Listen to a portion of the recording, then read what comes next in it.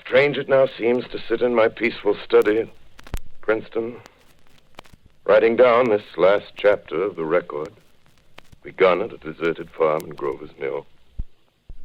Strange to watch children playing in the streets. Strange to see young people strolling on the green where the new spring grass heals the last black scars of a bruised earth.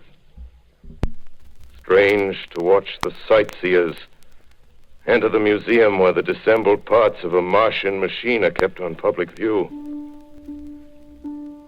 Strange when I recall the time when I first saw it. Bright and clean-cut, hard and silent under the dawn of that last great day.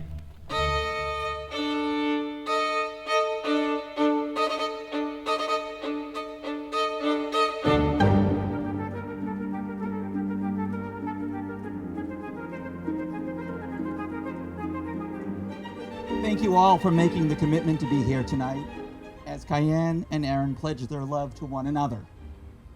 As you may all know, the three of us have something in common. It's my first wedding, too.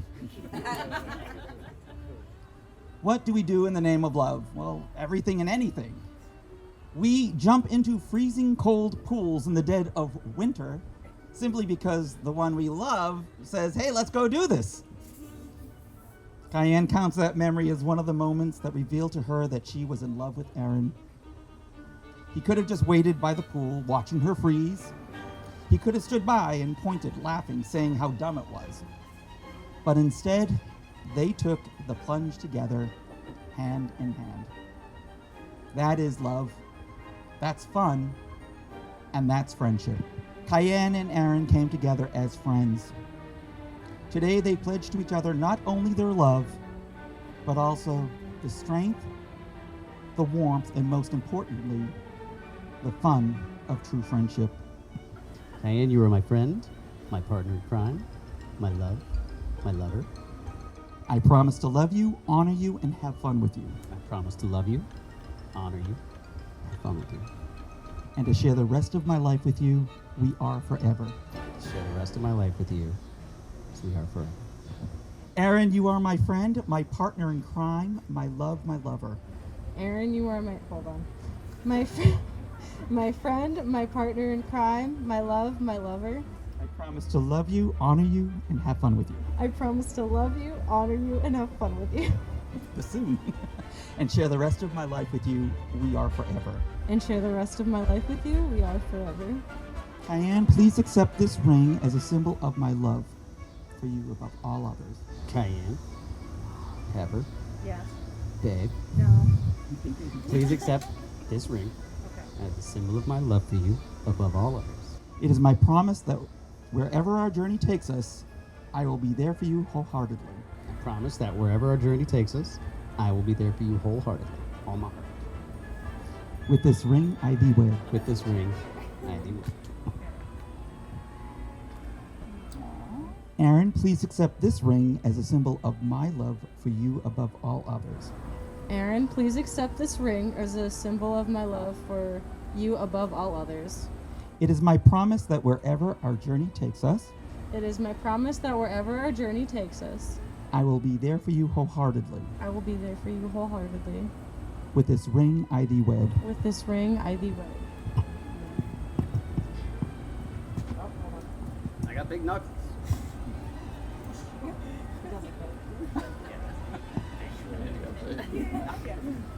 So without further ado, by the powers vested in me by the great state of Iowa, the Hawkeye State, it is my honor to declare you husband and wife. You may kiss.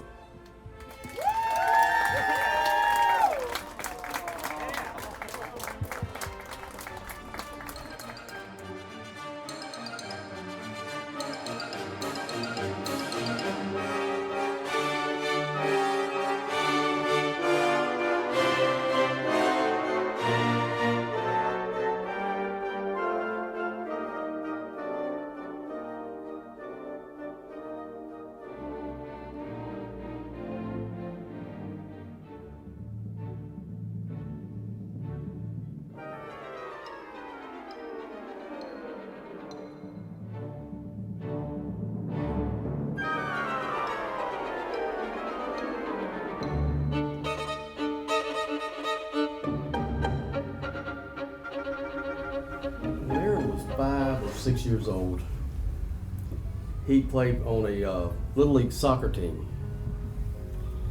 And you can imagine Little League, kids playing soccer. They're kicking each other and dirt's flying and bodies are flying and the mothers are screaming at the coaches. So his mother and I looked down at the end of the field and we saw these kids, but we didn't see Aaron. So we looked back and there he sits in the middle of the field with leaves around him. It's a wooded area, there's trees, so there's several leaves laying around him. The kids are down here playing, he could care less. He goes his own way. So we watched him. And he looks at these leaves, and they're all beautiful, different sizes, different colors. He picks up the first one, holds it up in the sunlight, and he looks at it and turns it around. He liked it. He put it back down. Second one, he did the same thing. He picked it up, he looked at it. It was beautiful. But he didn't quite smile as much. That third one, same thing. Well, the fourth one, the last one that he picked up, was beautiful. And he looked at it, and he looked at it in the sunlight, and he looked down, and he smiled because he knew that that leaf was the one that was right for him. Cyanne, you are that perfect leaf. You waited and you floated around in Orlando and he finally found the one leaf that was perfect for him. Sweetheart, Karen and I, Aaron's mother and I, are so proud to have you as our new daughter-in-law. We couldn't be happier. We love you both so very much. So ladies and gentlemen, I'd like to introduce to you now Mr. and Mrs. Aaron and Cyanne, Canada. Salute. Salute.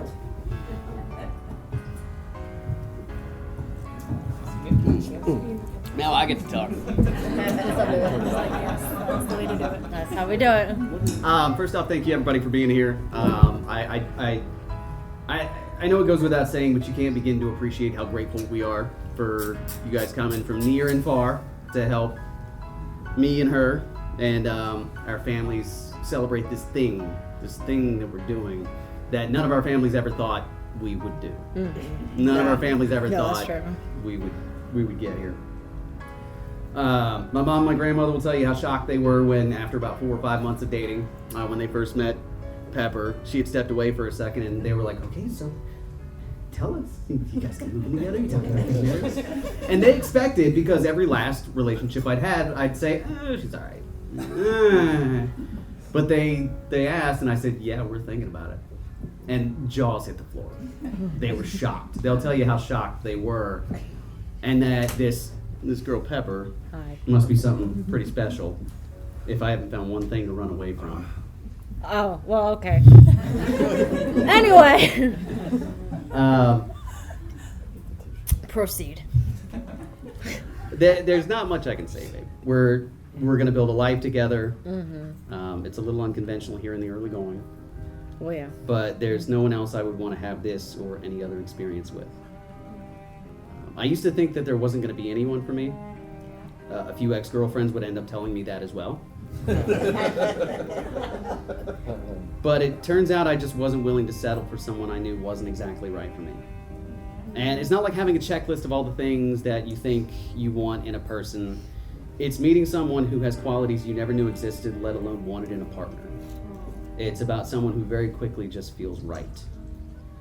Like Justin said in the ceremony, he asked, are you nervous? And I said, no, you're nervous because you're going to be the center of attention, or you're worried you're marrying the wrong person. But also I think a third one was just marrying the person that you're willing to fight for, no matter what.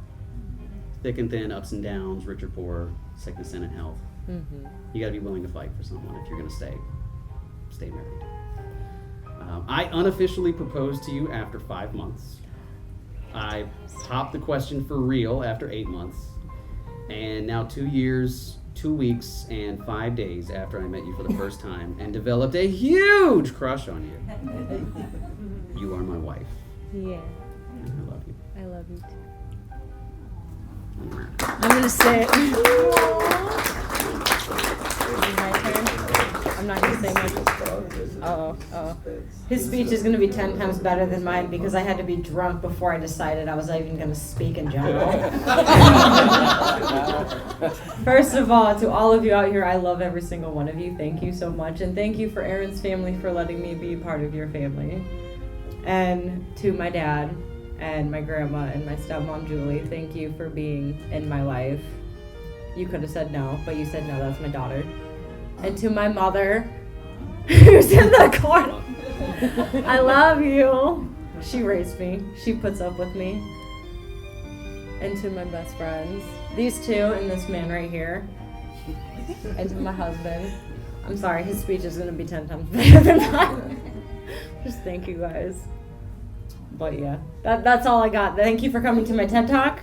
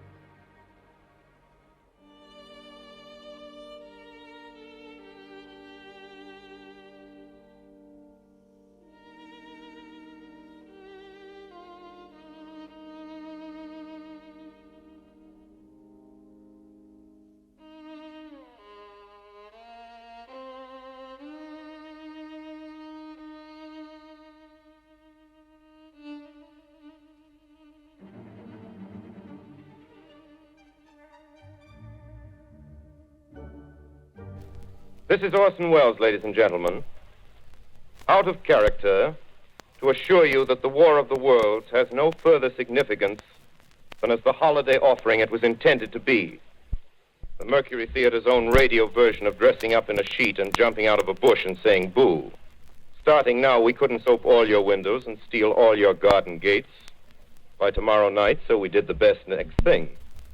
We annihilated the world before your very ears and utterly destroyed the CBS. You will be relieved, I hope, to learn that we didn't mean it and that both institutions are still open for business. So goodbye, everybody, and remember, please, for the next day or so, the terrible lesson you learned tonight. That grinning, glowing, globular invader of your living room is an inhabitant of the pumpkin patch, and if your doorbell rings and nobody's there, that was no Martian, it's Halloween.